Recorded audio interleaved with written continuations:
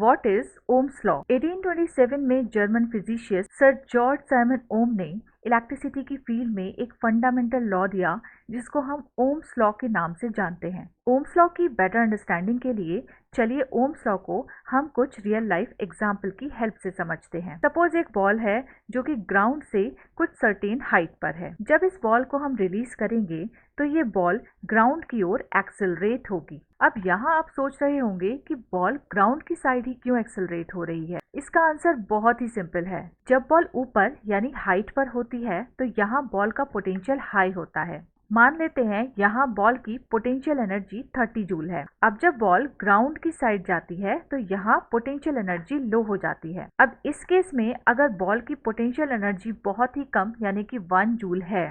अब अगर हम इन दोनों पोजीशन से बॉल का पोटेंशियल डिफरेंस निकालें तो इन दोनों एनर्जीज को माइनस करने पे हमें मिलेगा 29 जूल। अब आपको आपका आंसर मिल गया होगा। पोटेंशियल में इस डिफरेंस की वजह से ही बॉल ग्राउंड की साइड फॉल होती है।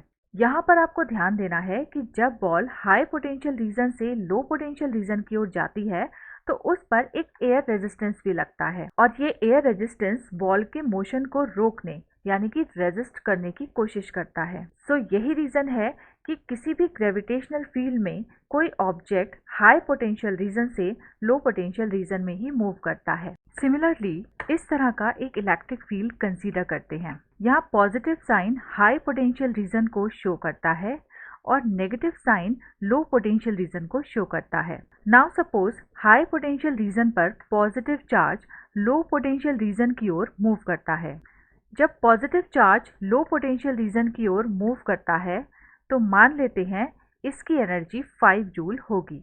अब अगर दोनों एनर्जीज को माइनस करके पोटेंशियल डिफरेंस निकालें तो वो होगा 15 जूल। और इसी पोटेंशियल डिफरेंस की वजह से चार्ज पार्टिकल हाई पोटेंशियल से लो पोटेंशियल की ओर मूव करते हैं।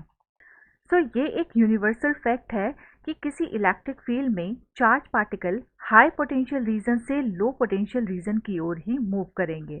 अब जैसा कि हमने प्रीवियस एग्जांपल में देखा था कि बॉल के हाई पोटेंशियल रीजन से लो पोटेंशियल रीजन में आने से बॉल पर एक एयर रेजिस्टेंस लगता है। ठीक इसी तरह से चार्ज पार्टिकल पर भी एक रेजिस्टेंस लगेगा जब charge particle high potential reason से लो पोटेंशियल रीजन में मूव करेगा। अब हम सबको पता है कि करंट पर यूनिट टाइम में फ्लो होने वाले नेट चार्ज के इक्वल होता है। सो जब चार्ज हाई पोटेंशियल रीजन से लो पोटेंशियल रीजन में मूव करता है तो वहाँ करंट प्रोड्यूस होता है। इस बात को मैं फिर से रिपीट करती हूँ।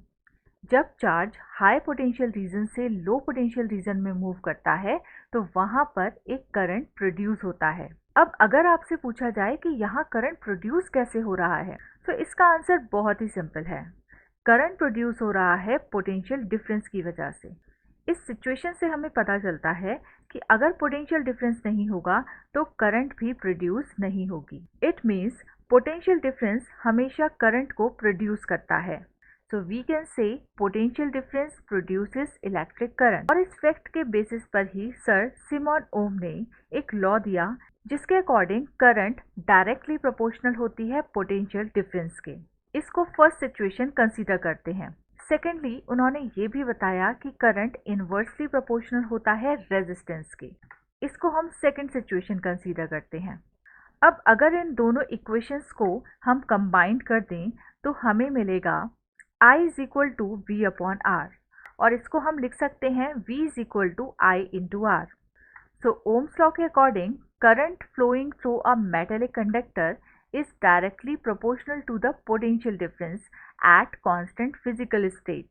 It means current potential difference के डायरेक्टली प्रोपोर्शनल होता है। लेकिन यहाँ पर हमें ध्यान रखना है कि कंडक्टर की फिजिकल स्टेट कांस्टेंट होनी चाहिए। यहाँ फिजिकल स्टेट से मतलब कंडक्टर की constant length, cross sectional area, resistance और उसकी टेम्परेचर से है। अगर हम इनमें से कोई भी फिजिकल स्टेट चेंज करेंगे तो करंट पोटेंशियल डिफरेंस के प्रोपोर्शनल नहीं होगा। So it's all about Ohm's law.